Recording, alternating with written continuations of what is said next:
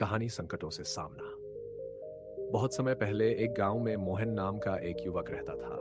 मोहन बेहद मेहनती और ईमानदार था, लेकिन जीवन में लगातार आने वाली समस्याओं से वह परेशान रहता था। हर बार जब वह किसी एक समस्या से निपटता, तो दूसरी समस्या उसका इंतजार कर रही होती। उसे लगता था कि उसकी जिंदगी में खुशियां कभी ही आ सकती।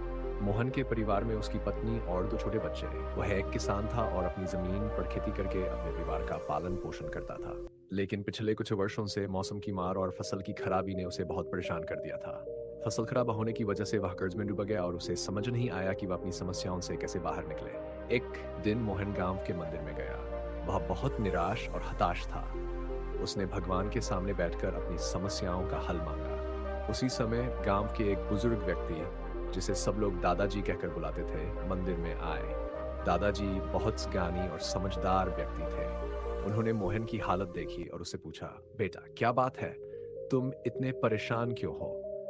मोहन ने अपनी सारी समस्याएं दादाजी को बताई। उसने कहा, दादाजी, मेरे जीवन में एक के बाद एक समस्याएं आ रही हैं। मैं बहुत मेहनत करता हूँ, लेकिन फिर भी कोई रास्ता नजर नहीं आता। क्या भगवान मुझसे नाराज है?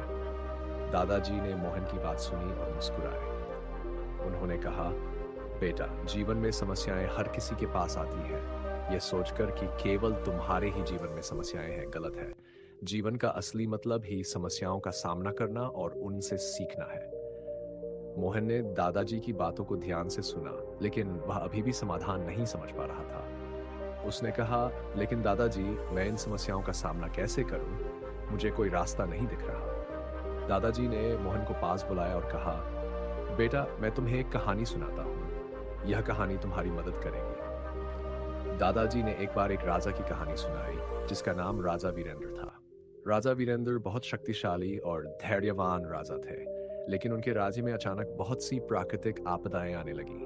कभी बाढ़, कभी सूखा, कभी भूकंप। राजा वीरेंद्र ने सोचा कि वह इन समस्याओं का कैसे सामना करे। उन्होंने अपने मंत्रियों से सलाह ली, लेकिन कोई ठोस समाधान नहीं मिल पाया।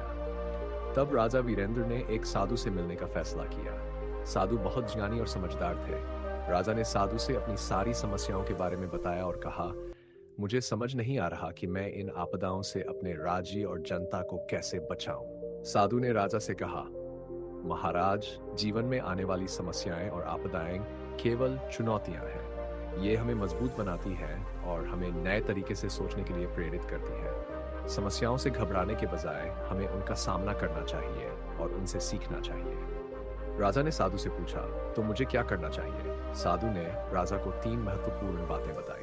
1. समस्या का सामना करो, उससे भागो मत। साधु ने कहा, जब भी जीवन में कोई समस्या आए, उससे भागने के बजाय उसका सामना करो।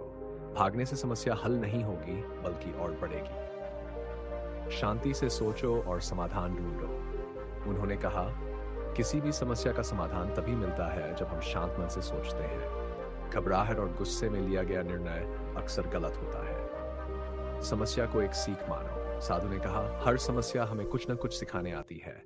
अगर हम उस सीख को समझ जाएं, तो भविष्य में हम ऐसी समस्याओं से बच सकते हैं। राजा वीरेंद्र ने साधु की बातों को गंभीरता से लिया। उन्होंने धीरे धीरे अपनी समस्याओं का सामना करना शुरू किया। वे शांत मन से हर समस्या का समाधान खोजते और उसमें से कुछ नया सीखते। कुछ ही समय में राजा वीरेंद्र ने अपने राज्य को आपदाओं से मुक्त कर दिया और जनता में खुशहाली लौट आई। दादाजी ने कहानी खत्म की और मोहन से कहा, बेटा, इस कहानी से हमें यह सीख मिलती है कि जीवन में आने वाली समस्याओं से भागना नहीं चाहिए। हमें उनका सामना करना चाहिए और उनसे सीख लेनी चाहिए।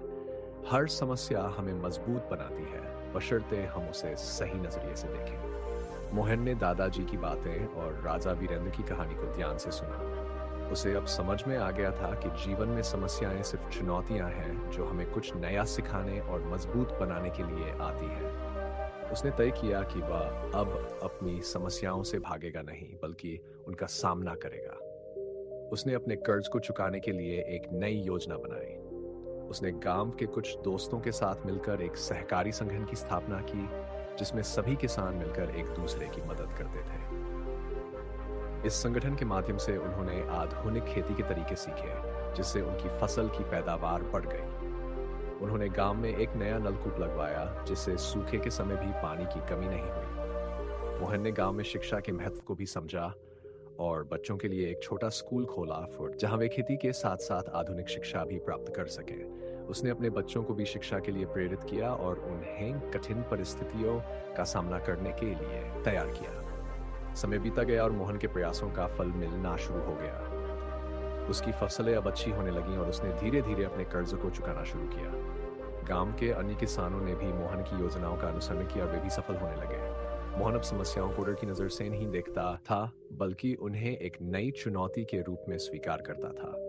उसकी सोच और दृष्टिकोण ने न केवल उसका जीवन बदला, बल्कि पूरे गांव का भविष्य भी सुधर गया। मोहन ने सिखा दिया कि जीवन में समस्याएं आना स्वाभाविक है, लेकिन उनसे डरकर भागना नहीं चाहिए, बल्कि उनका सामना करना चाहिए और उनसे सीख लेनी चाहिए। इस तरह मोहन की कहानी हमें यह सिखाती है कि जीवन में समस्याओं से घबराना नहीं चाहिए, बल्कि उन्हें एक अवसर के रूप में देखना चाहिए। समस्याएं हमें मजबूत बनाती हैं और हमें नए रास्ते दिखाती हैं। अगर हम धैर्य और साहस से उनका सामना करें तो कोई भी समस्या इतनी बड़ी नहीं होती कि उसे हल न किया जा सके। मोहन की तरह हमें भी अपने जीवन में आने वाली समस्याओं का सामना करना चाहिए और उनसे सीख लेकर आगे बढ़ना चाहिए। यही जीवन का असली मंत्र है।